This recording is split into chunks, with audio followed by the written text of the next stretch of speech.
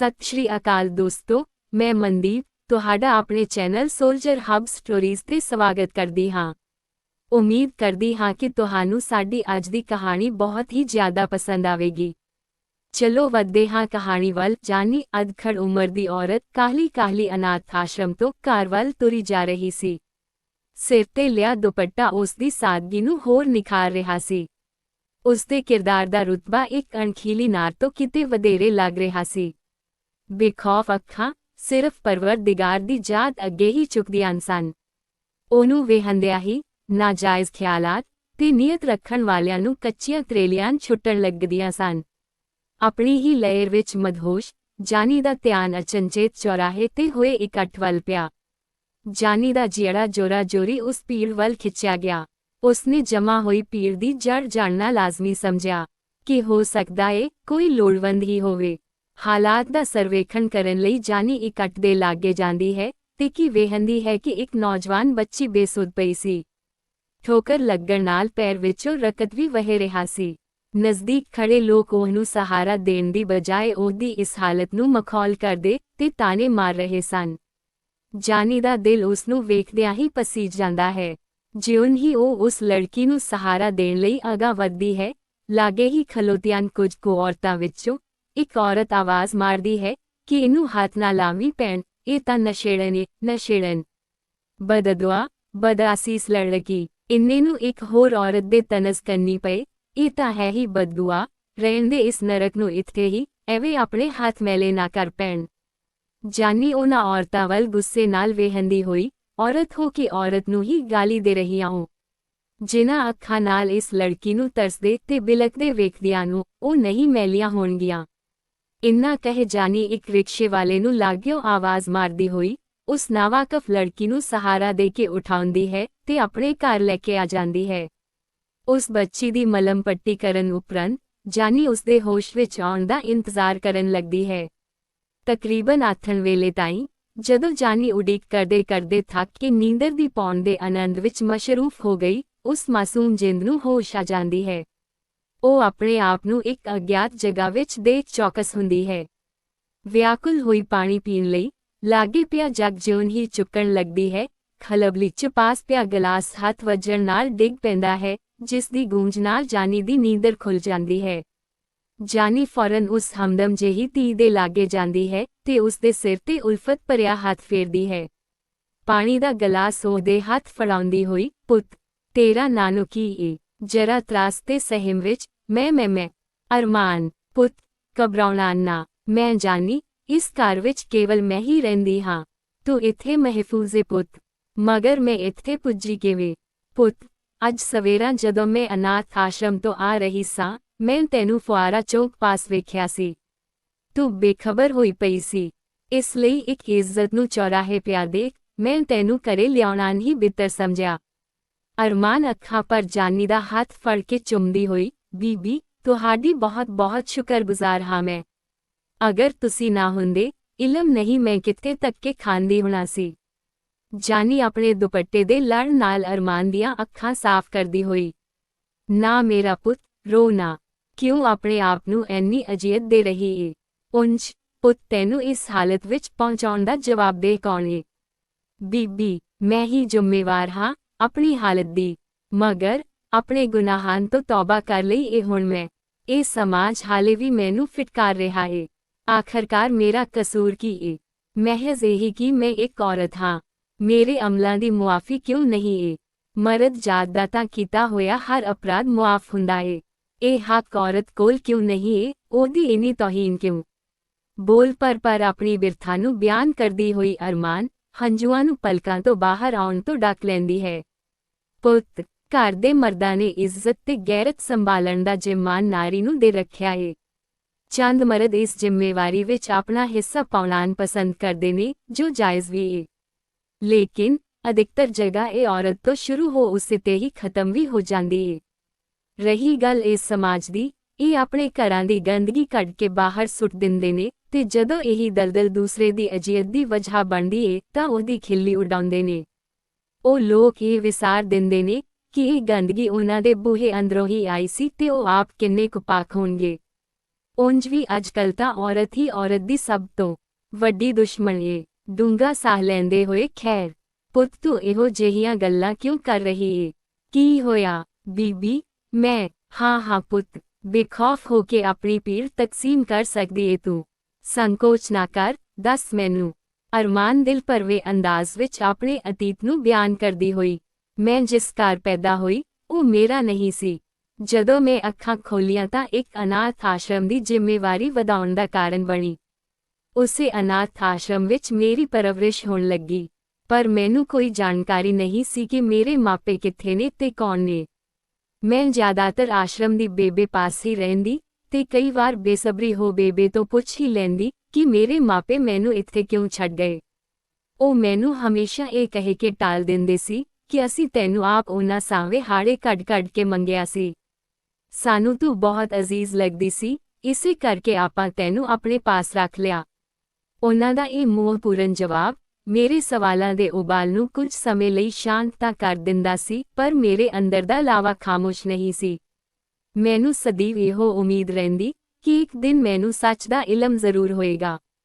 ਇੱਕ ਰੋਜ਼ ਮੈਂ ਆਪਣੇ ਦੋਸਤਾਂ ਨਾਲ ਦਲਾਨ ਵਿੱਚ ਖੇਡ ਰਹੀ ਸਾਂ, ਪਰ ਅਚਾਨਕ ਮੇਰਾ ਧਿਆਨ ਬੇਬੇ ਪਾਸ ਆਈ ਇੱਕ ਫੂਫੀ ਤੇ ਪਿਆ। ਉਦੋਂ ਮੇਰੀ ਉਮਰ ਅਜੇ ਜਮਾ ਲੈ ਰਹੀ ਸੀ 5 ਤੋਂ 6 ਕੁ ਵਰ੍ਹਿਆਂ ਦੀ। ਖੌਰੇ ਕੀ ਆਇਆ ਚਿੱਤ ਵਿੱਚ ਤੇ ਮੈਂ ਪਿਛਲੇ ਬੂਹੇ ਵੱਲ ਦੀ ਹੋ ਕੇ ਬੇਬੇ ਹੋਰਾਂ ਦੀਆਂ ਗੱਲਾਂ ਸੁਣਨ ਲੱਗ ਪਈ। ਉਸ ਰੋਜ਼ ਖਿਆਲ ਤੇ ਜੀਅ ਨੂੰ ਉਹ ਮਾਰ ਪਈ ਜੋ ਇੱਕ ਨਿਆਣੇ ਲਈ ਉਮਰ ਭਰ ਦਾ ਰੋਗ ਤੇ ਸੋਗ ਹੀ ਨਹੀਂ, ਇੱਕ ਸਬਕ ਵੀ ਬਣ ਗਿਆ ਸੀ। ਬੇਬੇ ਉਸ ਫੂਫੀ ਨੂੰ ਮੇਰੇ ਅਤੀਤ ਦਾ ਸੋਗਮਈ ਦਿਨ ਬਿਆਨ ਕਰਦੀ ਹੋਈ, ਇਹ ਬੱਚੀ ਇੱਕ ਥੈਲੇ ਵਿੱਚ ਸੜਕ ਦੇ ਦਰਮਿਆਨ ਪਈ ਸੀ। ਕੁਝ ਜਾਨਵਰ ਉਸ ਥੈਲੇ ਨੂੰ ਘੜੀਸ ਖੋਲ੍ਹਣ ਦਾ ਯਤਨ ਕਰ ਰਹੇ ਸਨ। ਥੈਲੇ ਵਿੱਚੋਂ ਰੋਣ ਦੀ ਆਵਾਜ਼ ਇੱਕ ਇਨਸਾਨ ਦੀ ਜਾਤ ਤੇ ਸਵਾਲ ਖੜਾ ਕਰਨ ਲਈ ਕਾਫੀ ਸੀ। ਕੋਈ ਮਦਦ ਲਈ ਲਾਗੇ ਨਹੀਂ ਸੀ ਆ ਰਿਹਾ, ਬੇਸ਼ੱਕ ਉਹਨਾਂ ਨੂੰ ਮੌਤ ਦਾ ਖੌਫ ਸਤਾ ਰਿਹਾ ਹੁੰਦੇ, ਮਗਰ ਉਸ ਨਨੀ ਜਾਨ ਤੇ ਕਿਸੇ ਨੂੰ ਰਹਿਮ ਨਾ ਆਇਆ। ਉਸ ਦਾ ਦਰਦ ਤੇ ਖੌਫ ਕਿਸੇ ਨਜ਼ਰੀ ਨਹੀਂ ਸੀ ਆ ਰਿਹਾ। ਖੁਦਾ ਨਾ ਖਾਸਤਾ ਜੇ ਉਸ ਦਿਨ ਮੈਂ ਉੱਥੇ ਵਕਤ ਤੇ ਨਾ ਪੁੱਜਦੀ, ਇਸ ਮਲੂਕ ਕਲੀ ਨੇ ਉਹਨਾਂ ਜਾਨਵਰਾਂ ਦਾ ਖਾਣਾ ਬਣ ਜਾਣਾ ਸੀ। ਉਹਨਾਂ ਇਹਨੂੰ ਨੋਚ ਚਿੱਥੜੇ ਕਰ ਦੇਣਾ ਸੀ। ਉਸ ਰਹਿਬਰ ਦੀ ਦਿਆਲਤਾ ਨਾਲ ਮੈਂ ਇਹਨੂੰ ਉਹਨਾਂ ਖੂੰਖਾਰ ਜਾਨਵਰਾਂ ਤੋਂ ਬਚਾ ਕੇ ਇੱਥੇ ਲੈ ਆਈ। ਬੇਬੇ ਨੂੰ ਛੱਡ ਕੇ ਇਸ ਘਟਨਾ ਤੋਂ ਜਿਹੜੇ ਵੀ ਵਾਕਫ ਸਨ, ਸਾਰੇ ਮੈਨੂੰ ਬਦਦੁਆ ਕਹਿ ਕੇ ਬੁਲਾਉਂਦੇ। ਉਹਨਾਂ ਦਾ ਕਹਿਣਾ ਸੀ, ਮੇਰੇ ਮਾਪਿਆਂ ਨੇ ਮੈਨੂੰ ਪੈਦਾ ਹੁੰਦਿਆਂ ਹੀ ਕੂੜੇ ਵਿੱਚ ਇਸੇ ਲਈ ਸੁੱਟ ਦਿੱਤਾ ਕਿਉਂਕਿ ਮੈਂ ਇੱਕ ਕੁੜੀ ਸਾਂ ਤੇ ਮੈਂ ਬਦਦੁਆ ਸੀ ਉਹਨਾਂ ਲਈ। ਲੋਕਾਂ ਦੇ ਤਨਜ਼ ਮੈਨੂੰ ਬੇਹੱਦ ਤਕਲੀਫ ਦਿੰਦੇ ਸਨ। ਉਸ ਤੋਂ ਕੁਝ ਸਮੇਂ ਮਗਰੋਂ ਮੈਨੂੰ ਮੇਰੇ ਨਵੇਂ ਮਾਪਿਆਂ ਨੇ ਗੋਦ ਲੈ ਲਿਆ। ਇਹ ਮੇਰੀ ਜ਼ਿੰਦਗੀ ਵਿੱਚ ਮੌਲਾ ਦੀ ਸੌਗਾਤ ਬਣ ਕੇ ਆਏ ਸਨ। ਉਹ ਔਲਾਦ ਤੋਂ ਸੱਖਣੇ ਸਨ, ਮੈਂ ਮਾਪਿਆਂ ਤੋਂ। ਮੈਨੂੰ ਉਹਨਾਂ ਨੇ ਬੇਹਿਸਾਬ ਮੁਹੱਬਤ ਦਿੱਤੀ ਤੇ ਮੁਕੰਮਲ ਤਾਲੀਮ ਵੀ। ਮੈਂ ਉਹਨਾਂ ਦੀ ਇਕਲੌਤੀ ਔਲਾਦ ਸੀ। ਇਸੇ ਕਰਕੇ ਉਹਨਾਂ ਦਾ ਹਾਹਾ ਲਾਲੂ ਪੌਦਾ ਮੋਹ ਮੈਨੂੰ ਇਹ ਸੋਚਣ ਤੇ ਮਜਬੂਰ ਕਰ ਹੀ ਦਿੰਦਾ ਸੀ ਕਿ ਮੈਲ ਦੂਰ ਆਗ ਸੁੱਟਣ ਵਾਲਿਆਂ ਦੀ ਕੀ ਬੇਬਸੀ ਰਹੀ ਹੋ। ਇਹ ਵੀ ਤਾਂ ਮਾਪੇ ਹੀ ਹੈ। ਖੈਰ, ਸਮਾਂ ਲੰਘ ਗਿਆ। ਮੇਰੇ ਮਾਪੇ ਮੇਰੇ ਜੱਟ ਬਣਨ ਦਾ ਲਿੰਕ ਕੋਈ ਨਾ ਕੋਈ ਨਵਾਂ ਉਪਰਾਲਾ ਕਰਦੇ ਰਹਿੰਦੇ। ਲੇਕਿਨ ਹਰ ਆਏ ਦਿਨ ਮੈਂ ਹੋਰ ਵਧੇਰੇ ਡਿਪਰੈਸ਼ਨ ਦਾ ਸ਼ਿਕਾਰ ਹੁੰਦੀ ਜਾ ਰਹੀ ਸੀ। ਉਸ ਬੇਬੁਨਿਆਦ ਯਾਦਾਂ ਕਫਨ ਬਣ ਕੇ ਮੇਰੇ ਦੁਆਲੇ ਲਪੇਟਾ ਮਾਰੀ ਬੈਠੀਆਂ ਸਨ। ਇਸ ਪੌਦੇ ਨੂੰ ਤੂਫਾਨ ਦੀ ਮਾਰ ਬਾਹਲੀ ਪੈ ਗਈ ਸੀ ਤੇ ਇਹਨੂੰ ਪੜ ਖਲੋਣ ਤੇ ਪੈਣ ਵਿੱਚ ਲਹਿਰਾਉਣ ਨੂੰ ਅਜੇ ਵਕਤ ਲੱਗਣਾ ਸੀ। ਅੱਜ ਵੀ ਮੈਨੂੰ ਰਾਹੇ ਜਾਂਦੀ ਨੂੰ ਜੇਕਰ ਕੋਈ ਮਿਲਦਾ ਤਾਂ ਅਤੀਤ ਦੀ ਗਹਿਰੀ ਪੀੜ ਨੂੰ ਛੇੜ ਕੇ ਲੰਘ ਜਾਂਦਾ ਸੀ। ਇਹ ਸਮਾਜ ਗੱਲਾਂ ਵਿੱਚ ਮੈਨੂੰ ਅਤੀਤ ਦੀ ਯਾਦ ਤਰੋਤਾਜ਼ਾ ਕਰਵਾ ਜਾਂਦਾ ਤੇ ਬਦਦੁਆ ਦਾ ਮਿਹਣਾ ਮਾਰ ਜਾਂਦਾ ਸੀ। ਇਸੇ ਲਈ ਮੈਂ ਇਸ ਮਾਹੌਲ ਤੋਂ ਕਿਧਰੇ ਦੂਰ ਜਾਣਾ ਮੁਨਾਸਿਬ ਸਮਝਿਆ। ਮੈਂ ਆਪਣੇ ਮਾਪਿਆਂ ਨੂੰ ਇੱਕ ਬਿਹਤਰ ਯੂਨੀਵਰਸਿਟੀ ਵਿੱਚ ਦਾਖਲਾ ਕਰਵਾਉਣ ਦੀ ਤਜਵੀਜ਼ ਕੀਤੀ। ਉਂਝ ਮੇਰੀ ਮੁੱਢਲੀ ਪੜ੍ਹਾਈ ਮੁਕੰਮਲ ਹੋ ਚੁੱਕੀ ਸੀ। ਸਮੇਂ ਦੀ ਨਜ਼ਾਕਤ ਨੂੰ ਦੇਖਦਿਆਂ ਮੇਰੇ ਮਾਪਿਆਂ ਨੇ ਇਸ ਪੇਸ਼ਕਸ਼ ਨੂੰ ਹੁਲਾਰਾ ਦੇ ਦਿੱਤਾ। ਮੈਂ ਅੱਗੇ ਦੇ ਅਧਿਐਨ ਲਈ ਸ਼ਹਿਰ ਜਾ ਕੇ ਪੜ੍ਹਨ ਲੱਗੀ। ਹਰ ਹਫ਼ਤੇ ਮੈਂ ਆਪਣੇ ਮਾਪਿਆਂ ਨੂੰ ਮਿਲਣ ਆ ਜਾਂਦੀ ਸੀ। ਉੱਥੇ ਪੜ੍ਹਾਈ ਵਿੱਚ ਚਿੱਤ ਲੱਗ ਗਿਆ ਤੇ ਨਵੇਂ ਦੋਸਤ ਬਣ ਗਏ। ਇੱਕ ਸਵੇਰ ਜਦੋਂ ਮੈਂ ਕੈਂਟੀਨ ਗਈ ਤਾਂ ਮੈਨੂੰ ਆਪਣੇ ਕੁਝ ਦੋਸਤ ਬਹਿਸ ਕਰਦੇ ਵਿਖਾਈ ਦਿੱਤੇ। ਜਦੋਂ ਮੈਂ ਲਾਗੇ ਗਈ ਤੇ ਉਹਨਾਂ ਚੁੱਪ ਵੱਟ ਲਈ। ਗੱਲ ਹਾਸੇ ਵਿੱਚ ਪਾ ਮੈਨੂੰ ਵੀ ਨਾਲ ਹੀ ਬਿਠਾ ਲਿਆ। ਯਾਰਾਂ ਦੋਸਤਾਂ ਦੀ ਇਹ ਮਹਿਫਿਲ ਮੈਨੂੰ ਮੇਰੇ ਪੁਰਾਣੇ ਰਿਸ਼ਤੇ ਪਾੜ ਭਰਨ ਵਿੱਚ ਕਾਮਯਾਬ ਸਾਬਿਤ ਹੁੰਦੀ ਵਿਖਾਈ ਦਿੱਤੀ। ਪਰ ਮੈਨੂੰ ਨਹੀਂ ਮਾਲੂਮ ਸੀ ਇਹ ਦੋਸਤੀ ਵੀ ਇੱਕ ਨਵੇਂ ਸਬਕ ਨੂੰ ਦਾਵਤ ਦੇਣ ਦੀ ਤਿਆਰੀ ਵਿੱਚ ਸੀ। ਵਾਹ ਚੰਦਰਾਪਲ, ਉਹਨਾਂ ਨੇ ਹੱਸਦੇ ਖੇਡਦਿਆਂ ਮੈਨੂੰ ਇੱਕ ਕੈਪਸੂਲ ਜੂਸ 'ਚ ਪਾ ਪਿਲਾ ਦਿੱਤਾ। ਸਾਰਿਆਂ ਨੇ ਰਲ ਕੇ ਉਹਦਾ ਸਵਾਦ ਚੱਖਿਆ। ਕਹਿਣ ਨੂੰ ਉਹ ਸਿਰਫ ਕੈਪਸੂਲ ਸੀ, ਜਿਹੜਾ ਕਿ ਅਸਲ ਵਿੱਚ ਨਸ਼ਾ ਸੀ। ਉਸਨੇ ਤਾਂ ਜਿਉਣ ਦੁਨੀਆ ਦੀ ਸੁਰਤ ਹੀ ਭੁੱਲਾ ਦਿੱਤੀ ਮੈਨੂੰ। ਇੱਕ ਨਵੀਂ ਤੇ ਵਿਲੱਖਣ ਦੁਨੀਆ ਦਾ ਅਹਿਸਾਸ ਹੋਇਆ। ਉਸ ਤੋਂ ਬਾਅਦ ਉਸ ਨਸ਼ੇ ਦੀ ਲੱਤ ਜਿਹੀ ਲੱਗ ਗਈ। ਮੈਂ ਰੋਜ਼ ਦੋਸਤਾਂ ਨਾਲ ਬੈਠ ਇਸ ਨਸ਼ੇ ਦੇ ਨਾਲ-ਨਾਲ ਹੋਰ ਨਸ਼ਿਆਂ ਦਾ ਲੁਤਫ ਉਠਾਉਣਾ ਸ਼ੁਰੂ ਕਰ ਦਿੱਤਾ। ਸ਼ੌਂਕ ਤੋਂ ਸ਼ੁਰੂਆਤ ਹੋਈ ਆਖਿਰ ਇੱਕ ਆਦਤ ਬਣ ਗਈ। ਅਗਲੇ ਹਫ਼ਤੇ ਜਦੋਂ ਮੈਂ ਘਰ ਗਈ, ਅੰਮਾ ਕਾਫੀ ਸਮੇਂ ਤਾਈਂ ਮੈਨੂੰ ਟਿਕਟਿਕੀ ਲਗਾਏ ਵੇਖਦੇ ਰਹੇ। ਮੇਰੇ ਚਿਹਰੇ ਤੇ ਪਹਿਲੋਂ ਜਿਹਾ ਨੂਰ ਨਹੀਂ ਸੀ ਰਿਹਾ। ਮਾਂ ਤਾਂ ਆਖਿਰ ਮਾਂ ਹੁੰਦੀ ਏ, ਉਹ ਬੇਸ਼ੱਕ ਸਭ ਸਮਝ ਗਏ ਸੀ। ਅਗਲੇ ਹੀ ਵਾਰ ਉਹਨਾਂ ਨੇ ਮੈਨੂੰ ਵਾਪਿਸ ਜਾਣ ਤੋਂ ਪਹਿਲਾਂ ਆਪਣੇ ਪਾਸ ਬੁਲਾਇਆ। ਦੋਵੇਂ ਹੱਥਾਂ ਨਾਲ ਮੈਨੂੰ ਪਿਆਰ ਕਰਦੇ ਹੋਏ ਮੇਰਾ ਮੱਥਾ ਚੁੰਮ ਕੇ ਆਖਣ ਲੱਗੇ, ਮਾਨ ਮੇਰਾ ਪੁੱਤ, ਤੂੰ ਮਾਣ ਹੀ ਏ ਸਾਡਾ। ਜਿਹੜੇ ਰਾਹ ਤੇ ਸ਼ੌਂਕ ਦੇ ਪਿੱਛੇ ਤੂੰ ਭੱਜ ਰਹੀ ਏ ਨਾ, ਇਹਨੇ ਤੈਨੂੰ ਬਰਬਾਦ ਕਰ ਦੇਣਾ ਈ। ਗਲਤੀ ਦੀ ਮੁਆਫੀ ਹੈ ਪਰ ਬਗਾਵਤ ਦੀ ਨਹੀਂ। ਆਪਣੇ ਆਪ ਨੂੰ ਬਗਾਵਤ ਤਾਈਂ ਨਾ ਲੈ ਕੇ ਜਾਵੀਂ। ਚਾਲ ਤੇਜ਼ ਹੋਣ ਨਾਲ ਮੰਜ਼ਿਲ ਨਹੀਂ ਮਿਲਦੀ, ਚਾਲ ਸਹੀ ਹੋਣ ਨਾਲ ਮਿਲਦੀ ਏ। ਧਿਆਨ ਰੱਖੀ ਪੁੱਤ। ਮੈਨੂੰ ਅੰਮਾ ਦਾ ਇਸ਼ਾਰਾ ਸਮਝ ਆ ਗਿਆ ਸੀ ਤੇ ਮੈਂ ਸ਼ਰਮਿੰਦਾ ਜਿਹਾ ਮੁਸਕਰਾ ਕੇ ਅੰਮੀ ਦੀਆਂ ਦੁਆਵਾਂ ਨਾਲ ਲਈ ਵਾਪਿਸ ਪਰਤ ਆਈ। ਇੱਥੇ ਆ ਕੇ ਮੈਂ ਮੁੜ ਪੜ੍ਹਾਈ ਨੂੰ ਤਵੱਜੋ ਦੇਣੀ ਸ਼ੁਰੂ ਕਰ ਦਿੱਤੀ।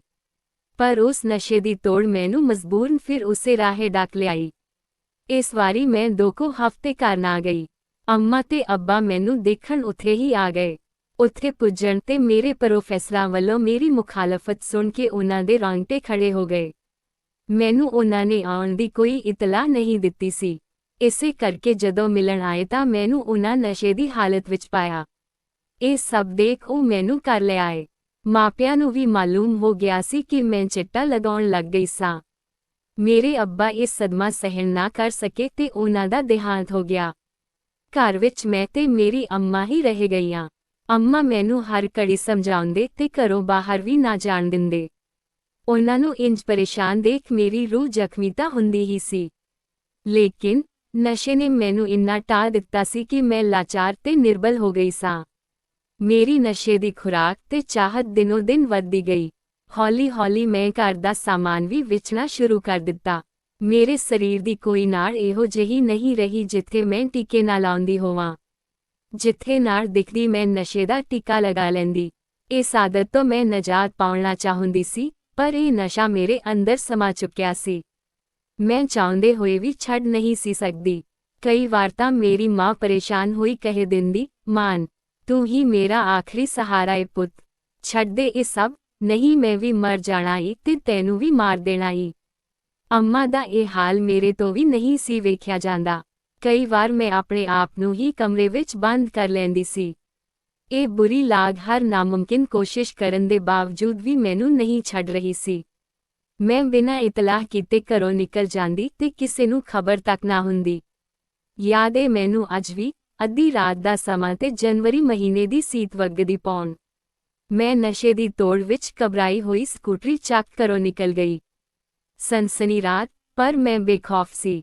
ਪਾਣੀਆਂ ਤੇ ਬਰਫ਼ ਜਮਾਉਣ ਵਾਲੀ ਨਾਰ ਵਿੱਚ ਵੀ ਮੈਨੂੰ ਤਰੇਲੀ ਆ ਰਹੀ ਸੀ। ਇੰਨੀ ਕਾਹਲੀ ਕਿ ਮੈਨੂੰ ਸਕੂਟਰੀ ਦੀ ਰਫ਼ਤਾਰ ਦਾ ਵੀ ਖਿਆਲ ਨਾ ਰਿਹਾ। ਅਚਾਨਕ ਇੱਕ ਜਾਨਵਰ ਦੇ ਸਾਹਮਣੇ ਆਉਣ ਨਾਲ ਮੇਰਾ ਬੇਹੱਦ ਭਿਆਨਕ ਹਾਦਸਾ ਹੋਇਆ। ਸੁਨਸਾਨ ਰਾਹ ਕੋਈ ਕਿਧਰੇ ਵਿਖਾਈ ਨਹੀਂ ਸੀ ਦੇ ਰਿਹਾ।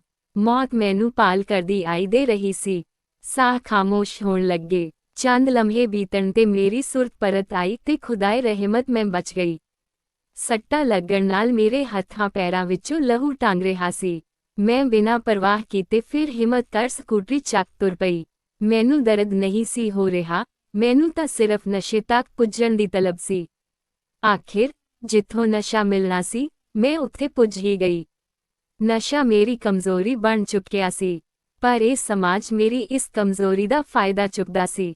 ਮੇਰੇ ਸਰੀਰ ਨੂੰ ਬੁੱਚੜਾਂ ਵਾਂਗ ਨਸ਼ੇ ਦੀ ਮੰਗ ਤੇ ਚੀਰ-ਫਾੜ ਕਰ ਦਿੱਤਾ ਜਾਂਦਾ। ਮੇਰੇ ਪਾਸ ਸਿਵਾਏ ਨਸ਼ੇ ਤੋਂ ਕੁਝ ਨਹੀਂ ਬਚਿਆ ਸੀ। ਨਸ਼ਾ ਮੈਨੂੰ ਮੇਰੇ ਜਿਸਮ ਦੀ ਤਕਲੀਫ ਤੋਂ ਨਜਾਤ ਦਿਵਾਉਂਦਾ ਸੀ। ਅੰਮਾ ਮੈਨੂੰ ਹਰ ਘੜੀ ਲੱਭਦੀ ਰਹਿੰਦੀ। ਉਹ ਹਮੇਸ਼ਾ ਇਸੇ ਖੌਫ ਅੰਦਰ ਰਹਿੰਦੀ ਕਿ ਕਦੋਂ ਕੋਈ ਫੋਨ ਆਏਗਾ ਤੇ ਮੇਰੀ ਮੌਤ ਦੀ ਖਬਰ ਸੁਣਾਵੇਗਾ। ਮੈਂ ਘਰੋਂ ਤਾਂ ਤੁਰ ਜਾਂਦੀ ਸੀ, ਪਰ ਮੇਰਾ ਅਤਾ ਪਤਾ ਕਿਸੇ ਨੂੰ ਨਹੀਂ ਸੀ ਹੁੰਦਾ। ਸਿਲਸਿਲਾ ਇੱਥੇ ਹੀ ਖਤਮ ਨਹੀਂ ਹੋਇਆ। ਇੱਕ ਕੁੜੀ ਦਾ ਨਸ਼ੇ ਦੀ ਪੂਰਤੀ ਕਰਨਾ ਸੌਖਾ ਨਹੀਂ ਸੀ। ਮੈਂ ਨਸ਼ਾ ਵੇਚਣਾ ਸ਼ੁਰੂ ਕਰ ਦਿੱਤਾ। ਪੁਲਿਸ ਘਰ ਤਾਈਂ ਆਣ ਲੱਗੀ। ਪਹਿਲਾਂ ਤਾਂ ਲੋਕ ਬਦਦੁਆ ਕਹਿੰਦੇ ਸਨ, ਹੁਣ ਨਸ਼ੇੜਨ ਵੀ ਕਹਿਣ ਲੱਗ ਗਏ ਸਨ। ਹਨੇਰੀ ਰਾਤ ਫਿਰ ਮੁੜ ਆਈ। ਉਸ ਰਾਤ ਫਿਰ ਮੈਂ ਘਰੋਂ ਤੁਰ ਗਈ, ਨਾ ਸਕੂਟਰੀ ਨਾ ਫੋਨ। ਨੱਸਦੀ ਮੈਂ ਕਦੋਂ ਬੇਸੁੱਧ ਹੋ ਗਈ ਮੈਨੂੰ ਨਹੀਂ ਪਤਾ। ਅਗਲੀ ਸਵੇਰ ਕਿਸੇ ਦੀ ਇਤਲਾਹ ਤੇ ਮੈਨੂੰ ਪੁਲਿਸ ਨੇ ਲਾਗੇ ਦੇ ਹੀ ਹਸਪਤਾਲ ਵਿੱਚ ਦਾਖਲ ਕਰਵਾ ਦਿੱਤਾ। 2 ਕੁ ਦਿਨ ਉਪਰੰਤ ਮੇਰੀ ਖਬਰ ਅੰਮਾ ਤਾਈਂ ਪੁੱਜੀ। ਨਿਰਸੰਦੇਹ ਉਹ ਮੇਰੇ ਜਿੰਦਾ ਹੋਣ ਦੀ ਉਮੀਦ ਉਦੋਂ ਤਾਈਂ ਛੱਡ ਬੈਠੇ ਸੀ। ਖਬਰ ਮਿਲਦਿਆਂ ਹੀ ਉਹ ਹਸਪਤਾਲ ਆਣ ਪੁੱਜੇ। ਮੈਨੂੰ ਬੁੱਕਲ ਵਿੱਚ ਲੈ ਕੇ ਉਹਨੇ ਸੁੱਖ ਦਾ ਸਾਹ ਲਿਆ। ਕੁਝ ਘੜੀਆਂ ਮਗਰੋਂ ਮੈਂ ਅੰਮਾ ਨੂੰ ਬਾਥਰੂਮ ਲਿਜਾਉਣ ਲਈ ਕਿਹਾ। ਮੈਂ ਬਾਥਰੂਮ ਦੇ ਅੰਦਰ ਤਕਰੀਬਨ 20 ਮਿੰਟ ਰਹੀ ਤੇ ਲਗਾਤਾਰ ਨਾੜ ਵਿੱਚ ਕਈ ਟੀਕੇ ਲਗਾਏ। ਮੈਨੂੰ ਨਸ਼ਾ ਹੀ ਨਹੀਂ ਸੀ ਹੋ ਰਿਹਾ। ਮੈਂ ਉਸ ਤੋਂ ਮਗਰੋਂ ਨਿਰੰਤਰ ਹੋਰ ਕਈ ਟੀਕੇ ਲਗਾਏ। ਯਕੀਨਨ ਮੈਨੂੰ ਹੁਣ ਨਸ਼ੇ ਦੀ ਨਹੀਂ, ਮੌਤ ਦੀ ਤਲਬ ਸੀ। ਕੁਝ ਪਲਾਂ ਪਿੱਛੋਂ ਨਸ਼ੇ ਦਾ ਐਸਾ ਸਰੂਰ ਚੜਿਆ ਕਿ ਮੇਰੀਆਂ ਅੱਖਾਂ ਅੱਗੇ ਹਨੇਰਾ ਆਉਣ ਲੱਗ ਗਿਆ। ਮੈਂ ਬੇਸੁਰਤ ਹੋਈ ਅੰਮਾ ਕਰਦੀ ਬਾਹਰ ਵੱਲ ਨੂੰ ਤੁਰ ਪਈ। ਉਹ ਮੇਰਾ ਚੀਕ ਚਿਹਾੜਾ ਸੁਣ ਕੇ ਨੱਸ ਕੇ ਮੇਰੇ ਕੋਲ ਆਣ ਪੁੱਜੇ। ਮੈਨੂੰ ਜਮਾ ਨਹੀਂ ਦਿਖਾਈ ਦੇ ਰਿਹਾ ਸੀ ਤੇ ਬਸ ਇਹੀ ਬੋਲ ਸੀ ਮੇਰੀ ਜ਼ੁਬਾਨ ਤੇ, ਅੰਮਾ ਬਚਾ ਲੈ ਮੈਨੂੰ। ਅੰਮਾ। ਮੈਨੂੰ ਲੱਗ ਰਿਹਾ ਸੀ ਹੁਣ ਮੈਂ ਬਚ ਨਹੀਂ ਸਕਣਾ ਤੇ ਮੇਰੀਆਂ ਅੱਖਾਂ ਸਹਿਜੇ ਮੀਟ ਹੋ ਗਈਆਂ। ਅੰਮਾ ਦਾ ਮੋਹ ਮੈਨੂੰ ਇੱਕ ਵਾਰ ਫਿਰ ਮੈਨੂੰ ਮੌਤ ਦੇ ਮੂੰਹ ਵਿੱਚੋਂ ਬਾਹਰ ਲੈ ਆਉਂਦਾ। ਯਕੀਨਨ ਅੱਖਾਂ ਦੀਆਂ ਦੁਆਵਾਂ ਦਾ ਨਤੀਜਾ ਸੀ। ਜਦੋਂ ਹੋਸ਼ ਆਈ ਮੈਂ ਉਹਨਾਂ ਦੀ ਗੋਦ ਵਿੱਚ ਸੀ। ਮੈਨੂੰ ਉਸ ਦਿਨ ਲੱਗਿਆ ਜਿਵੇਂ ਮੈਂ ਦੁਬਾਰਾ ਜਨਮ ਲੈ ਲਿਆ ਹੋਵੇ। ਹੋਸ਼ ਵਿੱਚ ਆਉਂਦਿਆਂ ਹੀ ਮੈਂ ਉਹਨਾਂ ਨੂੰ ਗਲਵਕੜੀ ਪਾ ਮਨ ਭਰ ਰੋਈ। ਮੈਨੂੰ ਅੱਖਾਂ ਦੁਬਾਰਾ ਮਿਲ ਗਈਆਂ ਸੀ। ਉਸ ਦਿਨ ਤੋਂ ਬਾਅਦ ਮੈਂ ਹਮੇਸ਼ਾ ਇਹੀ ਕੋਸ਼ਿਸ਼ ਕਰਦੀ ਕਿ ਕਿਵੇਂ ਇਸ ਨਸ਼ੇ ਦੀ ਆਦਤ ਤੋਂ ਪਿੱਛਾ ਛੁਡਾਵਾਂ। ਖੈਰ, ਇਹ ਮੇਰੇ ਵੱਸ ਵਿੱਚ ਨਹੀਂ ਸੀ। ਮੈਨੂੰ ਆਪਣੀ ਗਲਤੀ ਦਾ ਅਹਿਸਾਸ ਤਾਂ ਸੀ, ਲੇਕਿਨ ਮੇਰੇ ਸਰੀਰ ਵਿੱਚ ਹੁੰਦੀ ਪੀੜ ਮੇਰਾ ਅੰਗ ਤੋੜ ਦਿੰਦੀ ਸੀ। ਨਸ਼ੇ ਦੀ ਇਹ ਲਾਗ ਮੌਤ ਤੋਂ ਵੀ ਵਧੇਰੇ ਤਕਲੀਫ ਦਿੰਦੀ ਸੀ। ਮੇਰੀ ਇਸ ਹਾਲਤ ਨੂੰ ਸਮਝਦੇ ਹੋਏ ਮੇਰੀ ਅੰਮਾ ਨੇ ਮੈਨੂੰ ਨਸ਼ਾ ਛੁਡਾਊ ਕੇਂਦਰ ਵਿੱਚ ਭੇਜਣ ਦਾ ਫੈਸਲਾ ਕਰ ਲਿਆ। ਮੈਂ ਸੋਚਦੀ ਸਾਂ ਕੁਝ ਨਹੀਂ ਹੋਣਾ ਇੰਜ, ਜਦ ਮੈਂ ਨਸ਼ੇ ਬਿਨਾਂ ਰਹਿ ਹੀ ਨਹੀਂ ਸਕਦੀ, ਫਿਰ ਮੈਨੂੰ ਉੱਥੇ ਭੇਜਣ ਦਾ ਕੋਈ ਫਾਇਦਾ ਨਹੀਂ। ਅੰਮਾ ਦੀ ਖੁਸ਼ੀ ਲਈ ਮੈਂ ਉਹਨਾਂ ਦਾ ਫੈਸਲਾ ਮੰਨ ਲਿਆ ਤੇ ਨਸ਼ਾ ਛੁਡਾਊ ਕੇਂਦਰ ਵਿੱਚ ਰਹਿਣ ਲੱਗੀ। ਆਪਣੇ ਵਰਗੇ ਹੀ ਹੋਰਾਂ ਦਰਮਿਆਨ ਰਹਿੰਦਿਆਂ ਕਈ ਰੋਜ਼ ਬੀਤ ਗਏ। ਉਹਨਾਂ ਨਾਲ ਦੁੱਖ ਸੁੱਖ ਸਾਂਝੇ ਕਰਦਿਆਂ ਚਿੱਤ ਹਲਕਾ ਮਹਿਸੂਸ ਹੁੰਦਾ ਸੀ ਤੇ ਦਿਨ ਕਦੋਂ ਲੰਘਦਾ ਪਤਾ ਹੀ ਨਹੀਂ ਚੱਲਦਾ ਸੀ। ਹੈਰਾਨੀ ਦੀ ਗੱਲ ਇਹ ਸੀ ਕਿ ਮੈਂ ਕਈ ਦਿਨਾਂ ਤੋਂ ਨਸ਼ੇ ਨੂੰ ਹੱਥ ਨਹੀਂ ਸੀ ਲਗਾਇਆ। ਮੈਂ ਖੁਸ਼ ਸਾਂ ਕਿ ਮੈਂ ਇੰਨੇ ਦਿਨਾਂ ਤੋਂ ਨਸ਼ਾ ਨਹੀਂ ਸੀ ਕੀਤਾ। ਮੈਂ ਖੁਸ਼ ਸਾਂ ਕਿ ਮੈਨੂੰ ਕਿਸੇ ਅੱਗੇ ਨਸ਼ੇ ਲਈ ਗਿੜਗਿੜਾਉਣਾ ਨਹੀਂ ਪਿਆ। ਮੇਰੀ ਇੱਜ਼ਤ ਚੌਰਾਹੇ ਤੇ ਉਛਾਲੀ ਨਹੀਂ ਗਈ। ਮੈਂ ਬੇਬਸ ਨਹੀਂ ਸੀ ਨਸ਼ੇ ਅੱਗੇ। ਆਖਿਰ ਮੈਂ ਮਨ ਬਣਾ ਹੀ ਲਿਆ ਕਿ ਜੋ ਮੈਂ ਇੰਨੇ ਦਿਨ ਬਿਨਾਂ ਨਸ਼ਾ ਕਰੇ ਰਹਿ ਸਕਦੀ ਹਾਂ ਤਾਂ ਹਮੇਸ਼ਾ ਕਿਉਂ ਨਹੀਂ। ਕੁਝ ਮਹੀਨੇ ਉੱਥੇ ਰਹਿਣ ਤੋਂ ਮਗਰੋਂ ਮੈਂ ਘਰ ਪਰਤ ਆਈ। ਮੈਨੂੰ ਰਿਸ਼ਤਿਆਂ ਦੀ ਸਮਝ ਆਉਣ ਲੱਗ ਪਈ ਸੀ, ਲੇਕਿਨ ਮਨ ਹੌਲਾ ਕਰਕੇ ਅਰਮਾਨ ਪੁੱਬਾਂ ਮਾਰ ਵਿਰਲਾਪ ਕਰਨ ਲੱਗੀ, ਬਸ ਮੇਰਾ ਪੁੱਤ, ਬਸ ਕਰ ਮੇਰਾ ਬੱਚਾ। ਜਾਨੀ ਅਰਮਾਨ ਨੂੰ ਹੌਸਲਾ ਦਿੰਦੇ ਹੋਏ, ਲੇਕਿਨ ਬੀਬੀ, ਅੱਜ ਮੈਂ ਹਰ ਬੁਰੀ ਆਦਤ ਤਿਆਗ ਦਿੱਤੀ। ਫਿਰ ਵੀ ਇਹ ਸਮਾਜ ਮੈਨੂੰ ਨਹੀਂ ਅਪਣਾਨ ਰਿਹਾ। ਇਹ ਮੈਨੂੰ ਕਦੀ ਬਦਦੁਆ, ਕਦੀ ਨਾਸ਼ੇੜਨ ਕਹੇ ਮੈਨੇ ਮਾਰਦਾ ਏ। ਮੇਰਾ ਕਸੂਰ ਕੀ ਸੀ? ਸਿਰਫ ਇਹ ਕਿ ਮੈਨੂੰ ਨਸ਼ੇ ਦੀ ਲੱਤ ਲੱਗ ਗਈ ਸੀ। ਇਸ ਸਮਾਜ ਦਾ ਤੇ ਕੋਈ ਨੁਕਸਾਨ ਨਹੀਂ ਸੀ ਕੀਤਾ ਮੈਂ। ਜੋ ਬੁਰਾ ਹੋਇਆ ਮੇਰਾ ਤੇ ਮੇਰੇ ਪਰਿਵਾਰ ਦਾ ਹੋਇਆ। ਬੇਆਬਰੂ ਮੈਂ ਹੋਈ, ਜਿੱਲਤ ਮੈਨੂੰ ਸਹਿਣੀ ਪਈ, ਤਕਲੀਫ ਮੈਂ ਸਹੀ, ਇੱਥੋਂ ਤੱਕ ਕਿ ਮਜ਼ੀਦ ਨਸ਼ੇ ਦੀ ਖਾਤਰ ਮੇਰੀ ਪੜ੍ਹਾਈ ਛੁੱਟ ਗਈ। ਮੇਰੇ ਅੰਬੂ ਵੀ ਮੇਰੇ ਤੋਂ ਦੂਰ ਹੋ ਗਏ। ਹਾਨੀ ਤਾਂ ਮੇਰੀ ਹੋਈ ਸੀ ਨਾ ਬੀਬੀ ਹਨਾਨ। ਫਿਰ ਇਹ ਸਮਾਜ ਅੱਜ ਵੀ ਮੈਨੂੰ ਕਿਉਂ ਦੁਤਕਾਰ ਰਿਹਾ ਏ? ਇਹ ਸਮਾਜ ਮੈਨੂੰ ਜਨਮ ਤੋਂ ਅੱਜ ਤੱਕ ਕਿਉਂ ਇੰਨਾ ਜਲੀਲ ਕਰ ਰਿਹਾ ਏ? ਕੀ ਮੈਂ ਇੱਕ ਔਰਤ ਹਾਂ ਸਿਰਫ ਇਸ ਲਈ? ਇੰਨਾ ਕਹਿੰਦਿਆਂ ਅਰਮਾਨ ਦੀਆਂ ਤਾਹਾਂ ਨਿਕਲ ਗਈਆਂ। ਨਾ ਮੇਰਾ ਪੁੱਤ, ਕੋਈ ਨਹੀਂ, ਸਬਰ ਰੱਖ।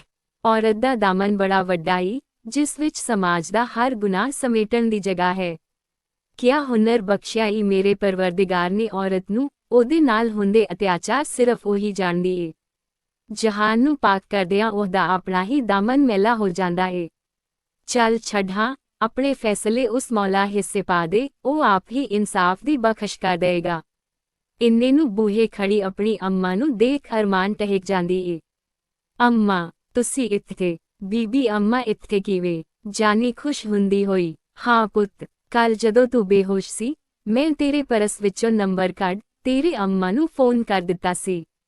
ਮੁੜ ਤੈਨੂੰ ਦੱਸਣ ਦਾ ਖਿਆਲ ਨਾ ਰਿਹਾ।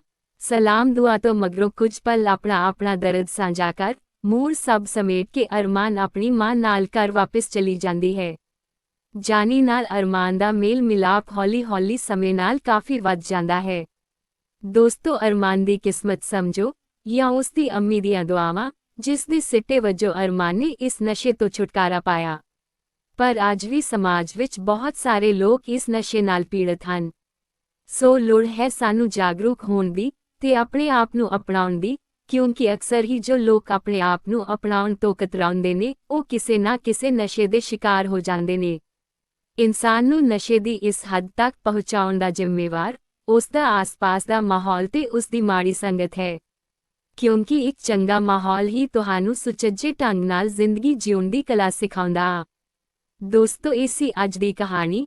ਇਸ ਕਹਾਣੀ ਬਾਰੇ ਤੁਸੀਂ ਕੀ ਕਹਿਣਾ ਚਾਹੁੰਦੇ ਹੋ? ਕਮੈਂਟ ਕਰਕੇ ਆਪਣੇ ਕੀਮਤੀ ਵਿਚਾਰ ਸਾਡੇ ਨਾਲ ਜ਼ਰੂਰ ਸਾਂਝੇ ਕਰਿਓ। ਇਸ ਤਰ੍ਹਾਂ ਦੀਆਂ ਹੋਰ ਕਹਾਣੀਆਂ ਸੁਣਨ ਲਈ ਸਾਡੇ ਚੈਨਲ ਸੋਲਜਰ ਹਬ ਸਟੋਰੀਜ਼ ਨੂੰ ਜ਼ਰੂਰ ਸਬਸਕ੍ਰਾਈਬ ਕਰੋ। ਕਹਾਣੀ ਨੂੰ ਸ਼ੇਅਰ, ਲਾਈਕ ਕਰਨਾ ਨਾ ਭੁੱਲਿਓ। ਜੇਕਰ ਤੁਹਾਡੇ ਕੋਲ ਵੀ ਇੱਕ ਵੱਖਰੀ ਕਹਾਣੀ ਹੈ ਤਾਂ ਸਾਡੇ ਟੈਲੀਗ੍ਰਾਮ ਚੈਨਲ ਤੇ ਜ਼ਰੂਰ ਸ਼ੇਅਰ ਕਰਿਓ, ਤਾਂ ਜੋ ਅਸੀਂ ਇਸ ਚੈਨਲ ਦੇ ਜ਼ਰੀਏ ਤੁਹਾਡੀ ਕਹਾਣੀ ਵੀ ਘਰ-ਘਰ ਪਹੁੰਚਾਉਣ ਦੀ ਕੋਸ਼ਿਸ਼ ਕਰੀਏ। ਟੈਲੀਗ੍ਰਾਮ ਚੈਨਲ ਦਾ ਲਿੰਕ ਥੱਲੇ ਡਿਸਕ੍ਰਿਪਸ਼ਨ 'ਚ ਦਿੱਤਾ ਗਿਆ ਹੈ। ਧੰਨਵਾਦ।